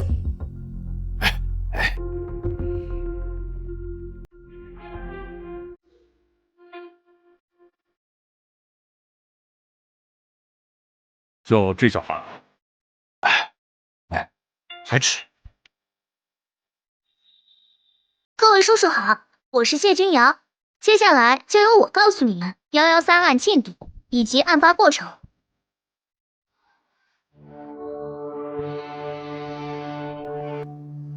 10岁，这么熟练，这么冷静。是。现在这张图是死者严福生的社会关系，其中包括平原村有矛盾的家庭成员等等。死者严福生，男，81岁普通老人，因市里拆迁规划，这个被誉为城市伤疤的平原村，因拆迁导致了这场风波。1月13，死者被邻居朱凯发现死于客厅，死因是鱼线割破大动脉，现场无闯入痕迹，无第二人 DNA 与痕迹，被定性为密室杀人。密室杀人的核心从来不是密室，而是如何制造密室。现场无撬锁痕迹，门窗从内部反锁，说明凶手是死者允许进入屋内的人，也就是熟人。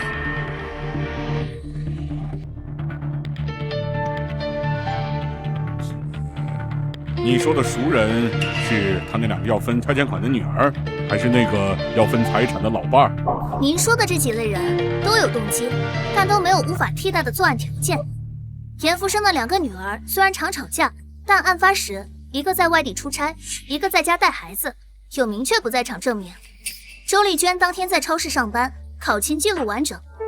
你说的没错，113案的难点就在这里，因为没有直接性指向证据，被害人仅仅是一个手无缚鸡之力的老人。我想知道，你为什么排除雇凶杀人？排除雇凶杀人，核心看3个关键点。哦，详细说说。第一，成本不对等。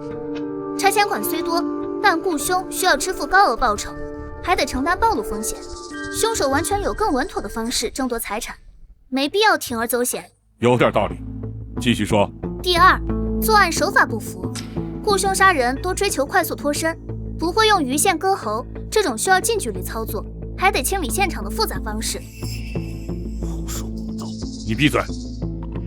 不好意思啊，你继续。第三，动机不够。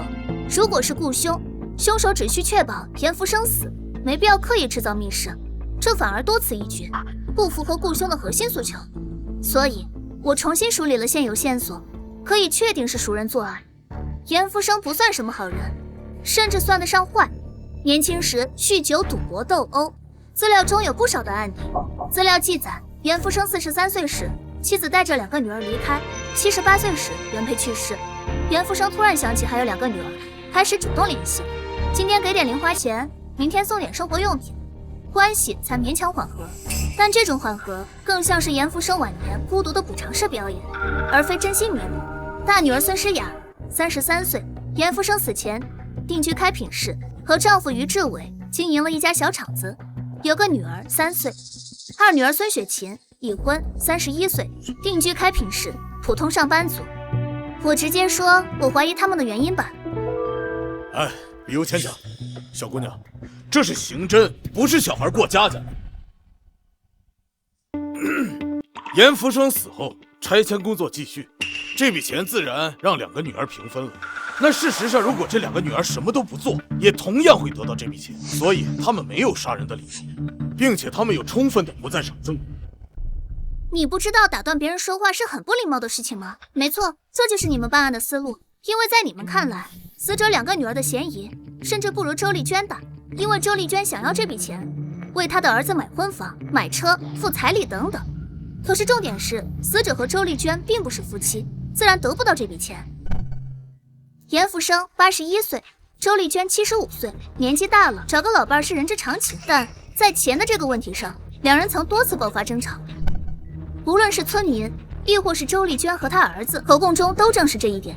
而在这个过程中，孙诗雅、孙雪晴知道了这一点之后，同样也是因为钱回来到了雪城，看望生物学上的父亲，并且死者的2个女儿和周丽娟第一次见面，双方因为钱同样大吵，都担心这笔钱被对方拿到，这才有了后续的周丽娟起诉2个女儿未尽养老义务，要求他们放弃继承资格。但周丽娟和死者并未结婚，所以败诉。这部分先推理到这里，我们换个角度，请看。平原村因为是城中村，不少偷盗团伙都住在这里，他们怕被发现，所以破坏了很多的摄像头，只有这4个位于出入口的摄像头，他们不敢破坏。可也是因为这样，才能锁定嫌疑人。严福生家里门窗紧闭，现场没有任何痕迹留下，基于这一点，才定性为密室杀人。至少在我看来，太过于草率了。如果是密室杀人，凶手是什么时候进入严福生家的，又是什么时候离开的？如果时间超过1天，凶手吃喝拉撒是怎么解决的？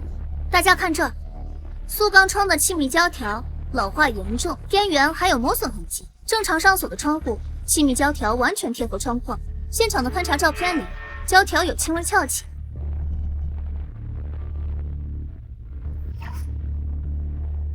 这就是所谓的密室真相。凶手根本就没有在屋里藏着，也不是从门窗硬闯，而是在离开后，利用老化塑钢窗的特性，制造了从内部反锁的假象。所以我有足够的理由可以确认，死者在死亡之前一定是见过一个他不得不见的人。而在这个过程中，凶手在思考如何撤退，再结合窗户，那就能够说得通了。因为气密胶条上面有胶水，有粘性，哪怕是靠在一起都会很难分开。这一点在现场证据中同样保留。综上所述，这是一个人为制造的密室杀人案。买凶杀人不是不可能，而是放在当前环境下是不可能的。在我看完凶案资料后，便排除了买凶杀人的可能。首先，凶手一定和严福生认识，并且严福生和凶手的照面，也就是开门的瞬间，严福生并未让凶手离开，这说明2人认识，且严福生没有赶凶手离开的理由。而雇凶杀人，那么现场一定会有严福生挣扎的痕迹，可现场没有。等等，就算是熟人作案，那么行凶者对死者进行行凶时，那么死者出于求生的本能，同样也会挣扎。你这个说法不成立。你问到点子上了，出于求生本能，严福生一定会挣扎。在现场勘查的照片中，受害者死亡位置左右两边并没有挣扎痕迹，但现场却明显存在血液喷溅痕迹，茶几、地板均有血液喷溅痕迹。我不清楚你们有没有注意一个细节，在死者严福生卧室床头柜上有安眠药，而这一点也引起了我的怀疑。你的这些说法我们都考虑过，并且做出过假设，只要这个人能进入严福生的家里，往水里放了安眠药后再行凶，他同样没有挣扎的痕迹。这一点你考虑过吗？我考虑过。你以为杀人是一件很简单的事情，更别说这么血腥的方式。法医尸检报告上出血量高达3000毫升，要知道这已经能够达到失血性休克了。我知道你想说什么，但是死者社会关系复杂，不少人都和死者有直接的利害关系，但没有直接杀人的动机。在之前的时候，我已经排除了不少人，这里就不过多阐述了。关于雇凶杀人这一点，还有问题吗？没问题，那我就继续推理了。请你不要打断我。接下来是我的推理。我认为严福生将凶手引进房间后，不知道出于什么理由，严福生起身离开了短暂时间。根据警方当时的凶案现场留存，合理推断，严福生去了厨房，而这个时间中，凶手将安眠药泡在水里，让严福生喝下，继而昏睡。而这个时候，凶手从后面勒住了严福生的脖子，导致死亡。我为了证明这一点，在监控中也找到了相关痕迹。平原村4个监控，其中1、2号监控都能够看到严福生所在的3号楼。这个人就是我心中的凶手，但是没有拍到正脸，所以从监控无法断定。因为这个人仅在监控中出现1次，第2次出现的时候是在案发前2个小时，像素比较低，不太清楚。但是根据严福生的社会关系图可以确认，这人是2女婿孙雪琴的丈夫李建军。孙雪琴的丈夫，严福生的2女婿。案发前3天，李建军找了死者严福生，直到案发后第3个小时才离开。这3天之中发生了什么，我们不得而知。但可以知道的是，李建军和严福生的死一定脱不了关系。很诧异对吧？因为从表面上看起来，李建军是直接受益人，他没有理由做出这种事情。可再做个大胆的假设，如果严福生开始就没有打算把这个钱给2女儿一家呢？小姑娘，我打断一下，您说。你的推理的确有道理，但仅仅是推测，没有任何证据。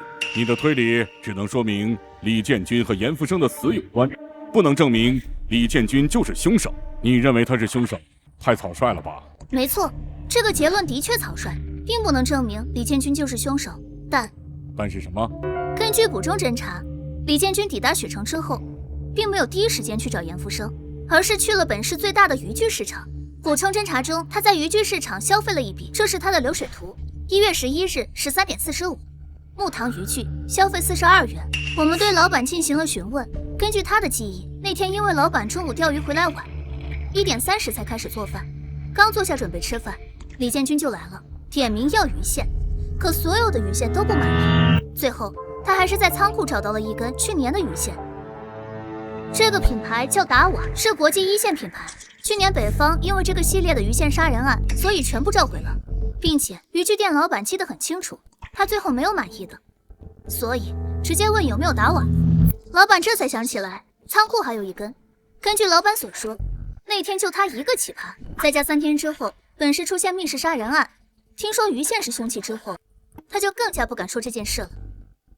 再把时间倒回买鱼线之后，买完鱼线后4个监控都拍到了李建军，且李建军都抬头看了监控。这说明什么？他看监控干什么？他本人又想干什么？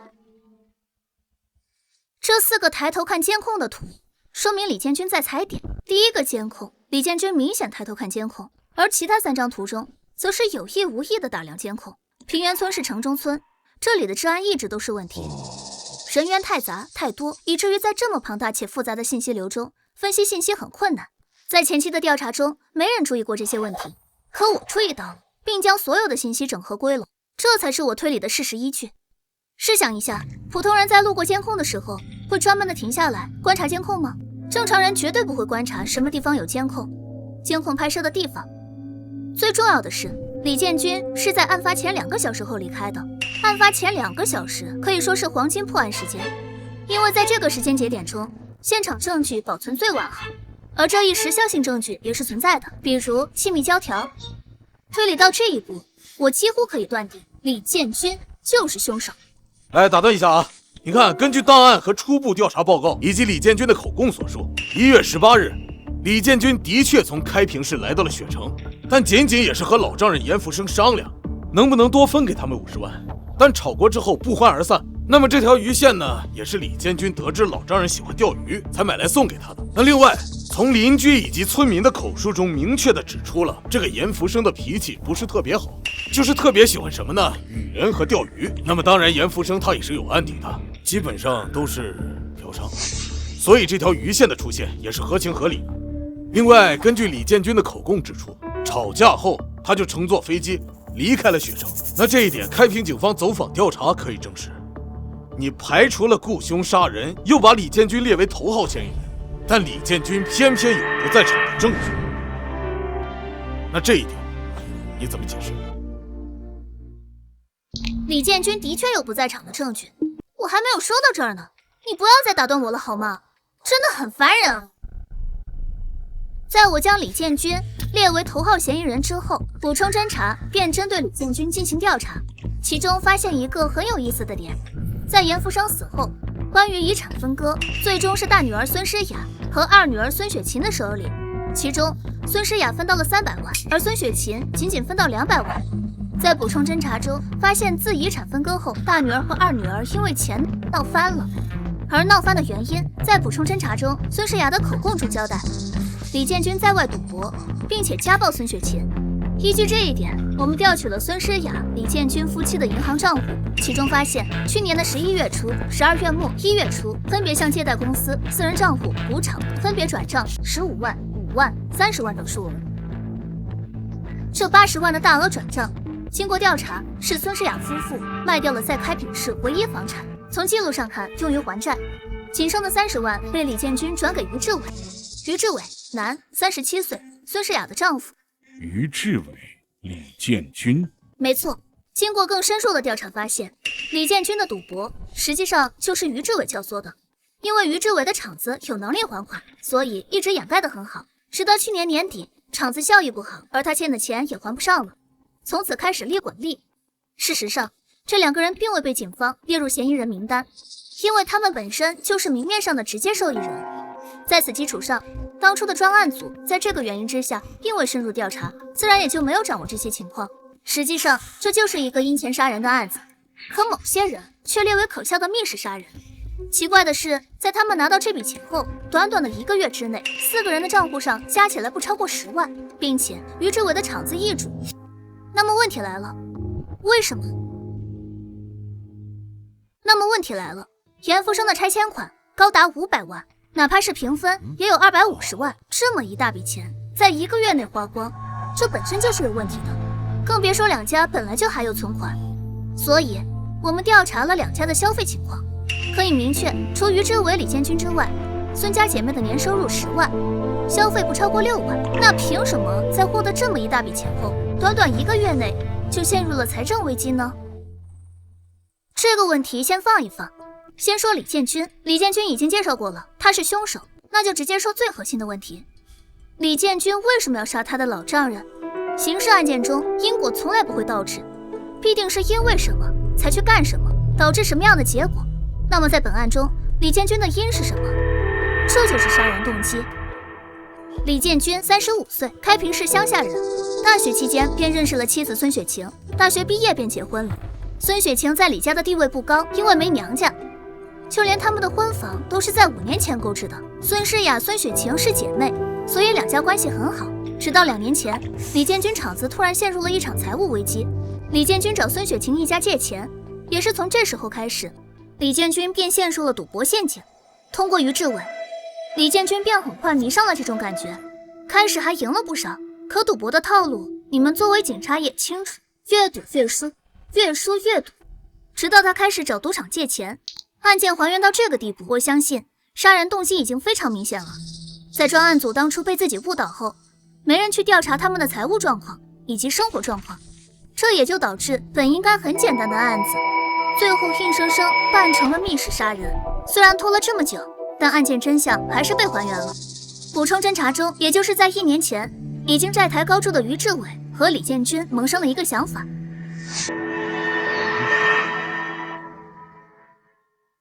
在补充侦查有了明确的指向性后，段叔以刑侦总队长的名义，请开平警方协助调查。直到昨天，我们有了答案。于志伟已经是多进攻，几乎每次全都是因为赌博。而这一点，孙诗雅并没有交代。在李建军债台高筑后，于志伟找到了李建军，萌生了杀妻骗保的想法，很快便实施了，也就是照片上这个合同。去年8月，两家人约着一起去爬山，在途中遭遇车祸，除李建军轻伤外，其他3人都在医院住了3个月，对方全责，共计赔偿12万。于志伟以厂子财务危机为由，李建军以帮助于志伟为由，将这12万全部用于赌博。开平警方提供的记录显示，于志伟负债200万，李建军负债109万，而当时于志伟厂子仅能带来80万收益。至此，两个人彻底扛不住了。直到拆迁规划出来，严福生晚年孤独，故而将这个消息告诉了2个女儿，希望在自己活着的时候，2个女儿能膝下承欢，也就是我之前说的补偿式表演。但他没有想到，这笔钱却让他陷入了死亡危机。得知有这笔钱后，于志伟、李建军便萌生了拆迁款的想法。而在李建军单独找到严福生之前，严福生已经给了2个女儿共计60万。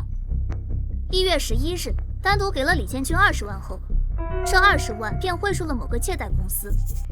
而随后，李建军和严福生发生争吵，之后1月13日，严福生被杀。在以上所有证据之下，可以确定于志伟、李建军2人为钱杀人。可以推测，严福生并不想给他们钱。再加之于志伟女儿读书也需要钱，在债台高筑的时候，根本就没有能力还款。邻居朱凯证实，1月11日，他去找严福生的时候，正好遇上严福生和李建军吵架，最后李建军摔门而出，这也是监控中当天拍到李建军离去的原因。2个月之前，两人隐瞒了好几年的赌博以及债务，最终暴露。于志伟和李建军性格彻底暴露，开始家暴，仅仅是这个月便家暴了13次。这是有开平警方出警记录为证。说到底，核心问题还是因为钱。因为钱，于志伟、李建军2人不惜杀妻骗保，不惜违背人伦道德。所以我认为，于志伟、李建军2人有绝对的理由以及杀人动机。那么有一个问题，既然这么多年都过来了，他们为什么不能等一段时间呢？毕竟只需要等一段时间，这笔钱依旧是他们的，根本不需要杀人。他们这么做的理由是什么？没错，这点你怎么解释呢？因为去年12月，开平警方出具了一份文件，一份严厉打击赌博行为的文件。不完全统计，仅仅是去年12月的1个月时间，端掉赌博场所1200余家，地下赌场200多座，但这其中不包括于志伟、李建军所在的赌场。可也是因为这一点，赌场老板继续回款撤离，用2人的小命威胁。至此，于志伟产子易主。以上就是基于目前线索和各项佐证还原的案件真相。当然，仅仅是我个人认为，但这么说来，又有一个新的问题。你还没有回答我的问题。什么？我之前说过，李建军有不在场证据，吵架之后离开的时间是在下午，对不对？那报案人和我们到达的时间是晚上的10点，法医的检测报告死亡时间是下午6点左右。那也就是说，在这个时候，李建军已经到达了开平市，也就是说，李建军有不在场的证据。林耀华，你有什么脸在这逼逼赖赖？113案是不是你负责？专案组给你了，几百人的警力给你了，可结果呢？一个杀人案愣是让你办成了密室案，我都替你丢脸。你喊什么？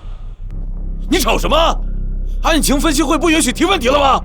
这么大的一个漏洞，我不能问吗？案发时李建军在开平，他却说李建军是凶手，我不能提问吗？对，你着急是对的，毕竟这个案子是你们办的，结果要是让瑶瑶破了案，我看你这个处分是非定了。你开会呢，吵什么吵？任市长，不好意思啊，让你见笑了。行了，坐下吧。瑶瑶，你继续说。刚才说到了新的问题，也正好是林组长说的这个问题。既然案发时李建军不在案发现场，又不在场证据，那凶手是谁呢？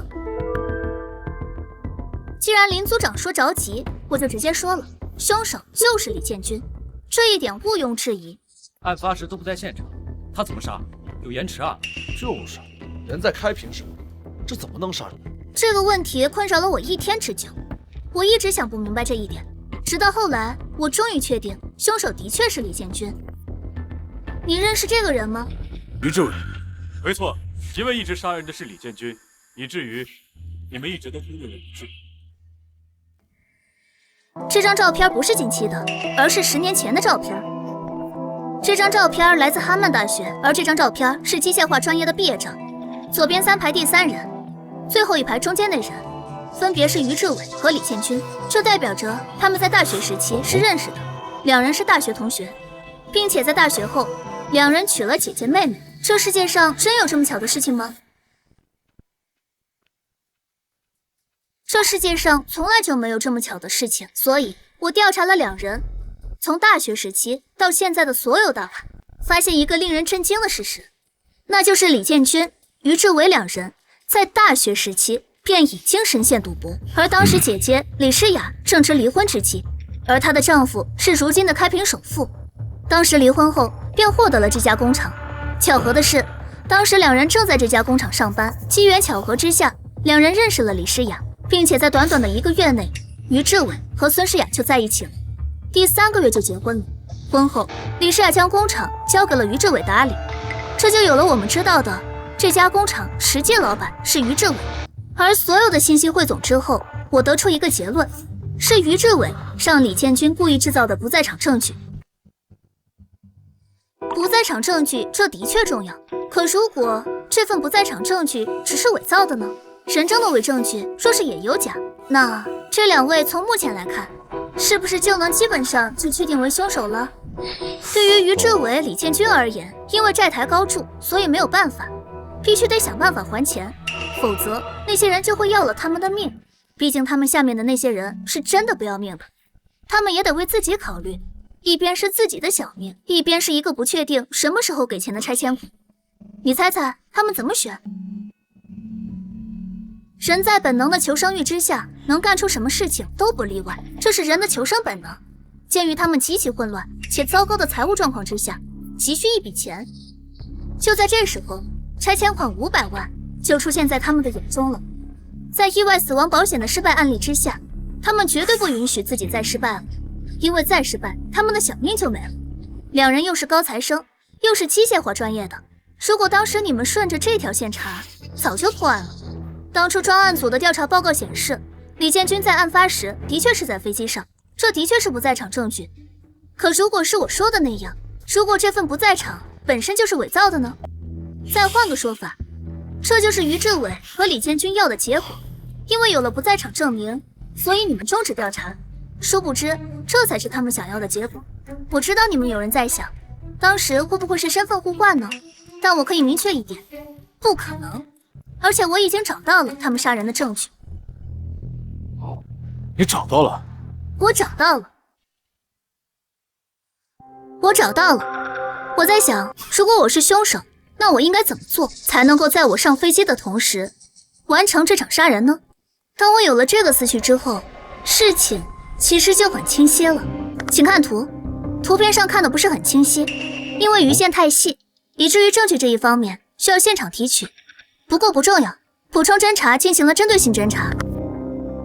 于志伟和李建军都是机械化专业毕业的，机械化专业中动能是基础课程，完全难以绕开。打瓦鱼线能够致人死亡，并且割破大动脉，仅凭一根鱼线很难做到。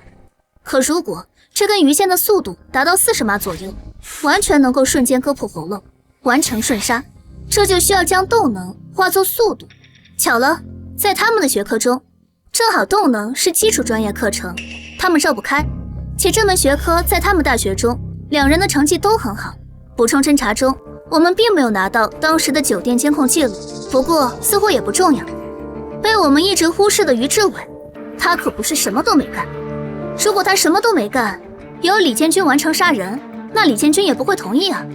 所以最大的可能就是于志伟提供的工具由李建军执行，只需要在墙壁上安装一套动能转换设备，也就是类似于弹力绳的原理，只不过他们做了一套设备，能够保证鱼线瞬杀严复生。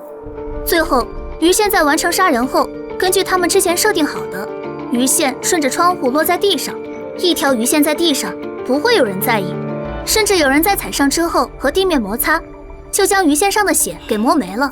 所以这就是他们杀人的过程。于志伟、李建军两人全都是凶手。抓人吧！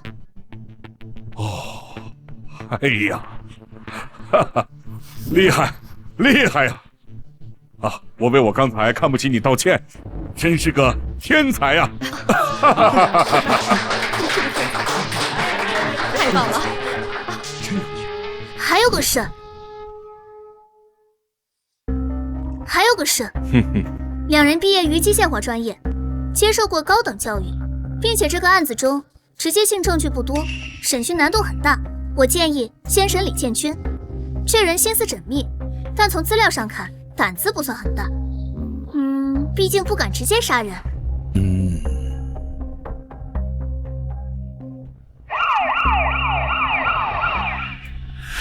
你们血肠警方凭什么抓我？做了什么了？你们竟然跨市抓！李建军，于志伟都已经交代了，你还要抵抗到什么时候？他交代什么了？不知道你在说什么。谋杀你老丈人，谋害妻子未果，你还要我给你还原案发经过吗？于志伟都交代，属于立功表现，而你呢，抗拒审讯，面临你的只会是最顶级的处罚。于志伟不交代，严福生就是你杀的。什么？我杀的？跟我没有关系啊！是于志伟找到我的，这是他的计划，他才是主谋啊！哦，是吗？可是于志伟说你才是主谋。我交代，我全都交代。